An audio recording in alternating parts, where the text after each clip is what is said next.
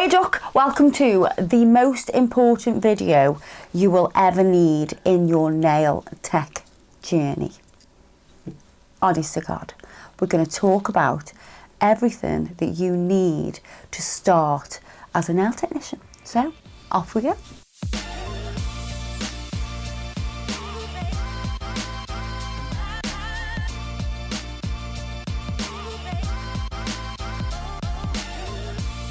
So I get loads of questions, you know, Adam. I know, I read them all. About, you know, what do I need to start out with nails? I really want to do nails. I've started doing my nails at home and I really want to, you know, venture into this career because there's lots of people that do change jobs, so they'll be working in an office and they've kind of like started doing their own nails at home and, you know, they're like, actually, I think I want to learn how to do this, but what do I need to like start? Obviously, when you go and get a qualification, they'll kind of give you a kit list, and it's a little bit like, oh my God, overwhelming. Your brain may fall out of your head for a moment. So this video is going to be here to help you get started. So we're going to talk about all of the essential tools that you will need. First of all, I want to start with, you need a desk. Do you know what I mean? That's true. And there are loads of desks out there, and there's some very expensive ones. Some are, you know, £300-400 for a nail desk. When you're starting out, you do not need to start out like that. Fair enough, if you've got the finances for that, then knock yourself out. Even for me, like this desk here, this desk I have was actually bought from HomeSense. What's HomeSense? HomeSense is the sister company of TK Maxx. All right, okay. So they do all like the furniture and everything like that. And I literally went in. I wasn't even going in for a nail table. I was going in just because I like looking at all weird and wonderful home stuff, to be honest. And I saw it and I was like, oh my God, that would be really good as a nail desk. And the reason I thought that is because it's actually a dressing table. It looks really ornate and I like that. I kind of like vintagey kind of stuff, and it's not that it is vintage because it's new, but it's got that style. It's got some drawers in it, and it's also not too deep at the back. So where the client sits here, it's not too deep, it's like this. Some dressing tables that you look at are really deep at the back because they're not. We had that problem with our studio. We did, yeah. So if it's too deep at the back, then the legs, you know, the client can't get the legs in, and then obviously you need to be able to sit in. The only thing that I would say is wrong with this desk is it's not big enough. I'm sorry, it doesn't matter how big of a desk you have, you would still cover it, and you would work in a little foot gap in the middle, and everywhere else would be covered in stuff. Covered in nail products everywhere. So what you need to think about is the width. It doesn't need to be too wide. If it's too wide, then your client's going to be reaching over, you're going to be reaching over, and you're going to be uncomfortable. So that's really important as well. There are the IKEA desks, that desk there that we have over here is the same desk. It's a little bit messy in here at the moment, so I don't want to show everybody on camera because there's camera kit all over the place. Yeah, there's laptops, there's computers everywhere. Just like a basic IKEA desk with some drawers in it. Yeah, but you need to think about the width of it and where the client is actually going to sit. Yeah. If they're going to have their arm outstretched for an hour, they need to be comfortable, as well as you need to be comfortable doing their nails. And moving on to that, you need a chair. You need a decent chair. When it comes to chairs for clients, my top tip is do not give your client a chair that has wheels on it. Because if it has wheels on it, what they do is they start spinning like that and they move around. So if it moves like this, and it's got wheels on it that they can keep moving backwards and forwards on, they will not stay still for you. And you need your client to stay still. Like, sometimes I tell them, just hold the Definitely no wheels for your client's chair, no swivelly. But for your chair, you will need something that is easily movable. So and definitely I suppose people wheels. can just use like a dining room chair or a kitchen chair to begin with. Yeah. They don't have to sort of splash out on everything, because you know, as much as people want to start a journey, finishing that journey is different, isn't it? Yes, it is. You know, a decent chair, good back support for you. Like I've got one of the computer chairs, like gaming chair kind of cushions at the back of my back, because you know I'm getting old, I can have a bad back, because clearly I've been doing this for too long. But you do need to look after you know, your wrists and your back and everything. So you need to, your shoulders. So, because if you're thinking you're going to do this for a long time, make sure you're looking after yourself. So, desk, chairs, done. Then, tools. Tools are going to be the massive, so important. If you buy cheap, inferior tools, you will be buying tools all the time. They won't last. They won't help you perform your treatment well. So I'm not saying you've got to spend an absolute fortune, but you know, make sure that they are quality. We have a toolkit. I'm going to show you this now, and I'm going to go through the toolkit and tell you what each tool does, so you can see, I'm going to be doing, if you're going to be doing like gel polish, do I need these tools? Or if I'm going to be doing acrylic extensions, do I need these tools? Because they all have different purposes. So this is our toolkit. It comes in a pink case. If you are having the silver, stainless steel silver version, and we also do it in a rose gold version as well. So we do a case that's like this, and it has the rose gold sort of bronze tools in that are plasma coated. That's up to you. But this is like all your essentials. You'll need these. Palette, for if you're mixing colours or anything like that. But the most important thing you're going to need is a cuticle pusher. So our cuticle pusher has two ends. So it's perfectly curved here.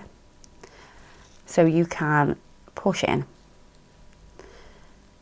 And the good thing about our cuticle pusher is it doesn't have, there's lots of cheaper tools that have loads of lines and like a grid. I want to see if I've got like something, but I don't know if I've got one. But they have like it's like a grid all on it, and it's really difficult to clean. So and it ends up tarnishing, it ends up getting rusty and all that, and oxidising. The reason we've made our tools this way is so they are very easy to clean, because it's got a smooth surface. And you've also got a blade one side that will help you remove non-living tissue. Then what we have, and this is an essential for everybody, is cuticle nippers, sorry. So cuticle nippers, we have two different types for two different reasons. So you need to think about which type you need. So if you're going to be doing pedicures, I would definitely have these ones. So let me show you these. So you notice the difference, it's a curved handle, okay? It locks in place, you just open it up like that. Let's take the protector off. And the size of the blade is slightly bigger than this one. So the blade is slightly bigger. And I know you're thinking, well, toes are small. It's actually easier to get in the sides with these, because if you're taking any non-living tissue away, then it's easier with these. However, you can just get the smaller ones. Actually, let me just put these next to each other. But if you want two sets, one for feet, one for fingers, then you've got this. So if I show you these two now, so can you see the different size in the blades? These are all handmade as well. This one sits wider in the hand, so if you have a bigger hand, yes, you could use this one. This one sits narrower. It's more ergonomical. Is that ergonomic? Ergonomic to the hand because of the shape of it. It's a smaller blade. So yes, you can use it for pedicures as well, but I tend to use this one more for my pedicures, because I don't necessarily cut any non-living tissue from the actual cuticle area or proximal fold, or, you know, not proximal fold, sorry, eponychium. I cut from the proximal fold if I need to cut. Whereas this one is lighter than this one, slightly lighter, easier to hold, great for nails. But like I said, you can use them both for both treatments. It's just my personal preferences. I use this for pedicures and this for my manicures.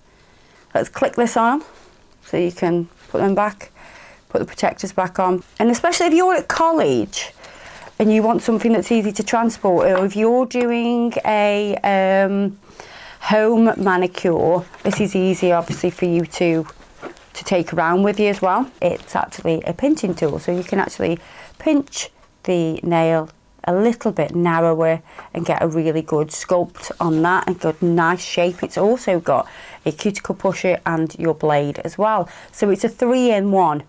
So it is a 3-in-1, but I'd only really use that if you were doing acrylic nails. Then we have, this is good for if you are training and you think, I don't know how thick these nails are. You look at them and you can't really judge how thick nails are. So if you want to get your nails to a 1.5 mil thickness, this is going to show you how thick your nails are, yeah? So you can see how thick it is by putting that on the end. So it's a perfect tool for that. So it's great for if you're training, because you can slide the gauge up the nail and then you know that you're getting the thickness in the right place. So you know you're getting the thickness in the stress area, whereas it needs to be thinner on the free edge. And I'm sure you'll learn that on your courses. I've got a spatula here, which is perfect for mixing colours and everything like that. So that is great for that. And then we've got our cuticle scissors. So the cuticle scissors are, you know what I was saying earlier, you need to be kind to your hands and everything. So you may prefer to use cuticle scissors, and sometimes I'll use the cuticle scissors, sometimes I'll use the nippers, depending. But if I've got very fine, flaky skin that's non-living, I will use the curved cuticle scissors. So you can see that this has a curve. So they're a curved pair of scissors. So they're perfect for your cuticles. Yep. And then we have a straight pair. The straight pair I tend to use for my sculpting forms, for cutting into my sculpting forms. So that's a straight blade. Again, very easily cleaned because of the smooth, polished surface. So that is the essentials. And like I say, they all do slightly different things. You'll definitely need them. When it comes to providing the service for somebody, then you think about where we will start. If you're on your nail journey, you're always going to start with a basic manicure, and then you're going to sort of work onto your gel polish. So if you think, yes, I want a good brand for my gel polish, but how do you do that? What do you need? You know, you need your prep products, which we've just gone through, but you'll also need nail files. And a big bugbear of mine with nail files is people just think they can just buy 100 grit nail file and it's going to last, and eventually it'll wear out, but they'll get loads of wear out of it, so it's cheaper. That thinking needs to go. It's not good. There are so many different grits of nail file for a reason, because they serve different purposes. I would not hit a natural nail with 100 grit file. You would obliterate the natural nail. Nobody wants that. We need to, you know, care for it. We need to care for the nail. We don't need to just obliterate it with 100 grit file. So I'll show you some of the different grits and do a bit of explaining about, well, what are they for? Because some people are like, well, what do these grits mean? And I have no idea which ones I need, which ones I'm going to use, what are they for? Do I just grab like a 180 and use it for everything? We're going to go through that, because I think that as a new nail tech, you'll just haven't got a clue. So we're going to give you all the info. So we have 240 grit, 180 grit, 150 grit, 100 grit. How do you know which ones you're supposed to be using? Well, I think Adam might know the answer because... Well, I learned it last week, didn't I, when we were doing a voiceover? Yeah, we've... So, just so I get this right. Go on. The grit is how many particles of the sand are in a square centimetre. Yes. So if there is more grit, that means that the sand is finer. No. So if the grit's high, if the grit's higher number. Higher number. Yeah. The sand is finer, so there is more grit per square centimetre. If it's a bigger piece of sand, then there'll be less grit. Like the lower number. So 100 grit file is very coarse sand. Yes. And a 240 is very fine sand. Yeah. And so you should be, so that's softer, the fine one, and the other one is harsher. Yeah, that's a good sort of explanation. We're going to do it visually as well now. If this is, imagine this is a square centimetre. You know what, we're going to cut this smaller. So we've got a square centimetre, yeah? Now, if we've got to fill that with 100 pieces, they're going to be about, say, this big, yeah? This is just an example. Okay? Then if we've got a 240 grit, so we put 100 here. So this is 240, so there's a big difference between this. If I've got to fit 240 pieces in this, they're going to have to be a lot smaller. So if the particles are a lot smaller, that means they are finer and softer. Now, a lot of people think the higher the number, the coarser the grit, and that's not so. The higher the number, the coarser. That's not how you spell coarse. I've just done that the wrong way round. So the lower the number, the coarser the grit. The higher the number, the finer the grit. Make sense? Mm-hmm. Now, if you looked at it on a side view, if you looked at it like this, on the side, microscopically, the 100 grit would be like this. The 150 grit would be like this. The 180 grit would be like this. And the 240 grit would be like this. Yeah? And you can see which one's going to be harsher. Yeah, so this is going to, it's going to be harsher, isn't it? You're going to use that for sort of removing product. Yes. Debulking, removing. So, if they are your different grits, now you're thinking, okay, so, can you understand what I was saying before when people say, oh, I see people doing it all the time and I just want to smack the hands.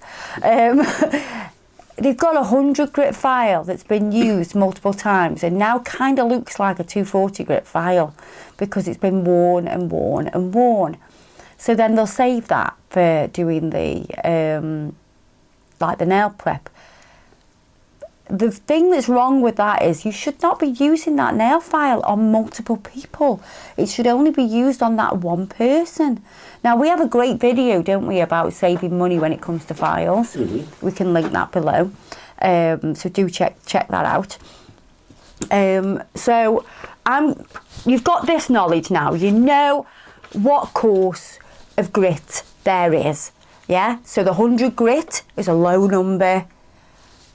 It's going to be coarser. Some people do sell 80 grit files. Now, I don't believe that there's ever actually going to be a need for an 80 grit file unless you're using that for woodwork. You know, if you're using that to sand down your skirting boards or you're doing some wood sculpture, then fair enough. But why are you putting that by somebody's finger? It's like, it's too aggressive for me. It's like, no. Do you know what I mean? I'm like, why? What? We're going to talk about which grit is for what. Because I know you're thinking, well, why is there so many grits? For God's sakes, can we just have two and make it simple? Well, we can't, because there's different reasons. So a 240 grit file, and the sandpapers that I'm holding up now are for our reusable system. So 240 grit file it's soft, isn't it? So it's going to be for your prep. So when you are filing the natural nail and taking off the surface shine ready for a gel polish application, for instance, or a builder gel application, or even an acrylic application or acrogel. This is going to be used for all of your systems to prep the natural nail, and also you can use it to take down the length of the natural nail. So 180 grit, so you're thinking, well, can I prep with that? You can, but you need to be really mindful of how much pressure you're putting on the natural nail. I would never go any higher than this. That's why I always use 240, because it just eradicates any mistakes. Yeah, you can use a 180 to take down the length of a natural nail. You can still do that, but you can also refine your shape when you're doing something that is soft. So you're refining the shape of the surface of the system that you've used. So whether that is acrylic, yes you can, but acrylic is a lot harder. So if you think when you file a product, if you file a builder gel, a soft builder gel, like a soak-off builder gel, is going to be softer to file. Acrogel is softer to file. Acrylic is harder to file. Okay, so if you're going to be filing and refining a soft product, that will be a soak-off builder gel or a gel polish or acrogel. So that would be for refining your shape, yeah? A 150 grit file, and I use this a lot, and I use it for all systems. So I'll use it for refining my acrylic, and then I'd go in with a buffer after this. I wouldn't necessarily go down to a 180 unless I was doing something really, I was perfecting it, I was doing a competition or something like that, or I was doing like some really bespoke nails, then yes, I might work down to a 180 grit file. But a 150 grit file I would use for removing bulk from a acrogel system, or a soft builder gel or a hard builder gel system, to remove bulk, because it's more aggressive. I wouldn't refine shape with it, but I would refine shape with this 150 grit file for acrylic, yeah? Because it's harder. 100 grit file, you're not really going to have to use this on a soft soak-off builder gel. You might use it on a hard gel, because it's a bit harder, hence it's a hard gel, it's not soak-off, yeah? But very rarely. I tend to use my 100 grit file to remove any bulk from a acrylic nail, because it's a lot harder. So if I think, oh no, the apex is too high there, I'll take it away with a 100 grit file. And if I am reducing any thickness down to do a soak off, I would use the 100 grit file. Make sense? I hope it does. Then we've got a buffer. So the buffer material is different. So if you think this is a 120 grit buffer file. That's what confused me a long time ago when we were when you sort of developed these, and I was like, but why is the buffer 120 grit? That should be coarser. Yeah. And it is, but it's not the material. It's the material. It's the material that it's made from. The buffer material is softer than a file material. I remember, God, years ago, used to use those white blocks for buffing. They were 100 grit block, and the material, yes, was slightly different than a nail file, but it was still really aggressive, and they cut clients and everything. Whereas this material is perfect to buff your nail. It's coarse enough, yes, smooth enough and fine enough to give you that smooth finish without making it shiny or anything like that. You know, that imagine you can actually get a shiner buffer that's like 3000 grit. So that's going to like really high shine something. Wow. So because it's spongier, it wraps around. Yes, because it's spongier. So this is a sponge one. This can go onto your metal file centerboard, and the reason we have these is because the metal centerboard is, yes, it's stronger, but what it's also going to do is it's made for one client. You can set up your file. If you know you're going to use 100 grit and a 180 grit, you can set up that one file for that one client. It's bespoke, yeah? They can see that it's a brand new file every single time. It gives them trust in what you're performing. It shows that you're professional, okay? And they know that they watch you peel it off, put it on, you know, put it in the bin, and they can watch you obviously apply it brand spanking new. Also, we obviously do other files that are single-use files. So they have a plastic centre board, and they have a different coloured centre board for whichever grit it is. So it's easy identifiable for you. So this is a 180 and that's purple. And then we've got a 150, which is pink. The black centre board is the 100 grit file, and then the white centre board is the 240 grit file. But we also do a buffer as well. But again, same grit, 120, buffer, plastic centre board, double-sided. These files are double-sided. I've heard that some people, what they do is they'll have like a bag for a client. Yeah. And they'll use the file, and then if the files are still good, they'll put that in that bag for that client, so when they come back... You can do that, but you still need to spray sanitise it. Oh, right, okay. And there is a bit of a debate even on that to see whether, you know, microorganisms do start to spawn in those bags. Oh, we should do a time-lapse video. Oh, maybe we should get a pipette. And not a pipette, a petri dish. A microscope. Petri dish. A microscope. Oh my God, that'd be a great video. You need to spray sanitise it at least, you know what I mean?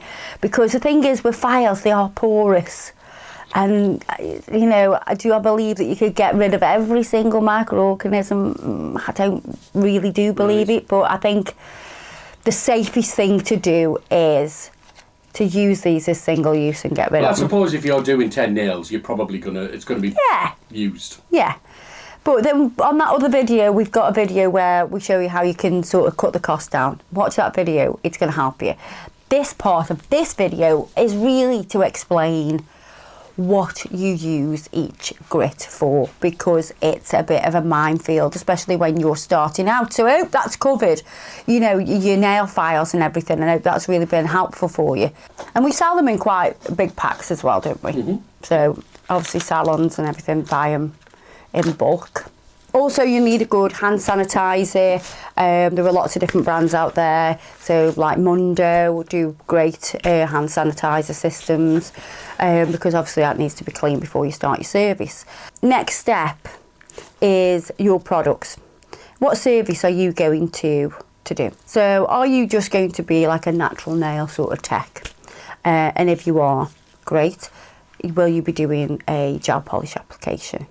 So if you're doing a gel polish application, the products that you need will be listed on whichever brand that is. So for our brand, if you are doing a gel polish application, you will need cleanup solution, yeah, which is also your dehydrator. And we do a kit, don't we? We do a starter kit, which has got everything in that you need. You'll need base coat. It's going to give you your adhesion. Then you'll need colours. I mean, this is a lot of colours. Start with primary colours and then start to pick your favourites. If you started out with 20 to 40 colours, that's a great starting point. Yeah, our first big one was, we had a 10 colour one, which was the first 10 colours really in the collection. Yeah. And then we had a 41, which was, you know, kind of all of the real essentials. Yeah, and the ones that people the colours that people pick all the time. So that is what is in that sort of bundle. And then you can slowly start to build your collection. Because if you do the girl math on all of this, I know the initial setup can be quite a cost. Klarna is there for that. But the other thing is, you're going to be providing a service. You're going to get paid for it. If you're doing a gel polish application, it's going to cost you around £3 to £4 per client, yeah, to do. And you're going to make money on top of that. So really, if you think about it, you're going to do clients, you're going to make money, do the girl maths, it's not really costing you anything. You're making money. It's basically free. So, but you can build your colour range. You know, you can really build that colour range. I mean, I know so many nail techs, and they have like, you know, some of them will have like 500 colours, but they'll only use really probably maybe at the most 200 of those, you know, throughout that month, and the other colours maybe not get picked as much. It's like when you're at school and they're picking the sports team and all the favourites get picked and all the ones that are not so popular don't get picked. And that's what basically happens to your poor gel polishes when they are maybe not a popular colour. Yeah, obviously we have seasons as well, and colours change regarding the seasons. People obviously at Christmas time want lots of reds and greens and sparkly stuff. And in springtime, people want more pastel shades and more neutral shades. So, you know, it's and there's fashions as well. So you know, you can build your range as big as you want to. You can have 1,000 if you really want to, but I wouldn't say it's necessary straight away. Oh, top coat. Now, our top coat is a tack-free top coat. There are top coats out there that have a sticky layer. Then you've got to wipe that off. So you've got to use a lint-free pad to wipe that off. So in that situation you would use clean-up solution, but ours has no sticky layer. It's beautifully shiny. It stays shiny for a very long time, you know, for the full duration, obviously, unless they are a mechanic and they are just scratching their nails continuously. Or if you choose a matte top coat.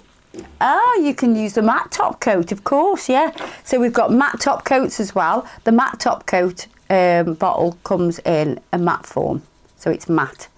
So if you look at the base coat bottle is shiny, but the matte one is matte, so you know which is which. But matte top coat is really popular as well. Well, that you can get away with a basic thing with just that, can't you? Just that, yeah. You set up, you're ready to rock and roll. A dust brush.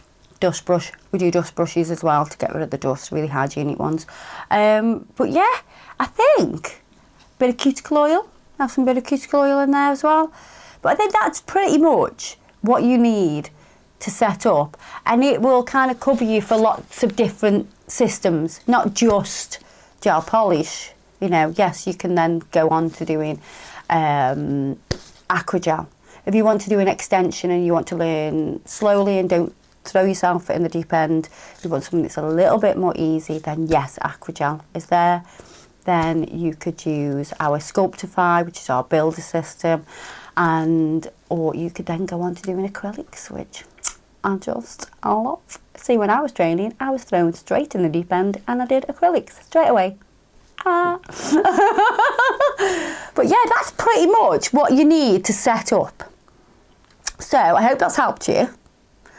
I would love you to comment and sort of tell me about your nail journey and where you've started and how, you know, where you are now, or if you're starting out and if you need any advice or anything like that, get it in the comments, because we want to help you guys out there, because we know it's very difficult when you're starting out as a nail tech. It's a minefield, Duck, it really is. Do you know what I mean? You get qualified, then you're like, oh my God, I've actually got to go and do this on real people. Yeah, so yeah, it's a bit difficult, but it's stressful. But I tell you what, it's so rewarding. You will love it. But yeah, please comment below and let us know how you're getting on. But everything we've talked about today will be listed below in the description box. Don't forget to check us out on our other social media platforms as well, like Facebook, Instagram, all that shebang. It will be listed below. And I'll see you guys in the next video. Draw Duck. Now. Sorry. Diet Coke break. Do you know Donald Trump? I'm getting particularly Do you know Donald Trump has got a button in his office that he presses, and it's called the Diet Coke button, and he presses it and someone brings him a Diet Coke.